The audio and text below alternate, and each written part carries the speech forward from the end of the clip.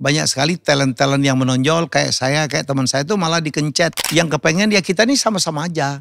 Nggak usah terlalu menonjol juga lu, nggak usah sok mau nyari muka dari bos lu. Orang yang menghasilkan output lebih besar itu dia artinya bekerja lebih keras bukan daripada yang lain. Ada satu fenomena ya, satu anggapan yang kadang-kadang kita prihatin ya menyikapinya. Saya pernah ditanya, Pak, di tempat saya itu bekerja ya banyak sekali talent-talent yang menonjol kayak saya, kayak teman saya itu malah dikencet, malah dikatain, malah dibully. Lo sok lo cari muka lo penjilat lo gitu. Jadi saya ingin menyampaikan bahwa itulah yang terjadi rata-rata. Jadi banyak orang yang kepengen ya kita nih sama-sama aja. Nggak usah terlalu menonjol juga lu, nggak usah sok mau nyari muka dari bos lu. Nah kalau kita masuk ke dalam lingkungan seperti itu, kadang-kadang itu menjadi, ada orang yang cuek, dia tetap bekerja baik.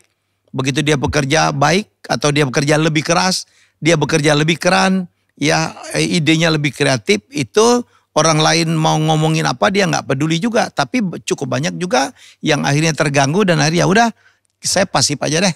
Saya nggak usah ngapa-ngapain. Apalagi perusahaan tidak memberikan reward ya yang lebih untuk orang yang berkinerja lebih. Nah saya cuman pesan kepada para leader ya, pimpinan yang ada di situ untuk menciptakan satu environment, satu lingkungan bekerja yang sangat sehat, yang mendukung munculnya ide-ide atau orang-orang dengan dengan pemikiran lebih, karya lebih, ide lebih ya. Jadi justru juga menegur kepada teman-teman yang lain yang membuat menjadi penghambat. Ya kadang-kadang sehari, dia sok tuh Pak, dia ini tuh Pak, dia carmuk. Saya pikir kalau ada staff kita udah gitu, ini nggak bisa dianggap main-main, dipanggil, dikasih tahu. Bila perlu dibuka umum ya supaya tidak ada efek jerah, supaya ada efek jerah. Jangan begitu jadi orang. Hargain orang yang berpikir lebih. Orang kreatif itu kan berpikir lebih. Orang tidak bekerja dia mikir dulu kayak saya. Orang yang menghasilkan output lebih besar itu dia artinya bekerja lebih keras bukan daripada yang lain. Nah mestinya orang-orang seperti ini oleh pimpinan, oleh perusahaan dijadikan motivator atau inspirator supaya yang lain juga terpacu untuk melewati atau bila perlu minimal sama dengan dia. Ini tidak gampang. Tapi kepada teman-teman yang punya energi lebih, ide lebih ya, produktivitas lebih, hati-hati juga membawa diri. Jangan mentang-mentang, jangan bertepuk dada, diem aja saya pikir nggak boleh. Oh lu cuman kerja 12 ya, gue 14 unit nih. Never. Jangan pernah seperti itu. Bekerja aja, yang penting perusahaan mencatat, bos mencatat.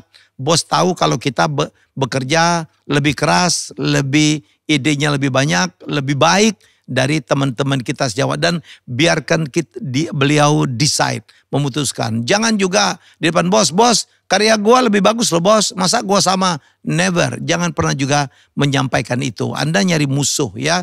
Jadi tetap bergaul, malas bikinlah lingkungan yang positif, kasih tahu teman, ayo teman-teman bisa nih.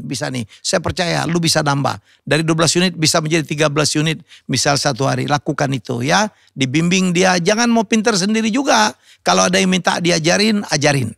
Ya kadang-kadang kita ngalah sedikit. Dari 14 hari kadang ngajarin orang jadi 13, jadi 12. It's okay. Ya percayalah apa yang dilakukan itu dilihat oleh atasan. Dilihat oleh bos. Dilihat oleh orang lain. Dilihat oleh orang di sekitar kita, dilihat oleh Tuhan malah ya, bahwa kita bekerja tulus, bekerja baik ya untuk perusahaan ya.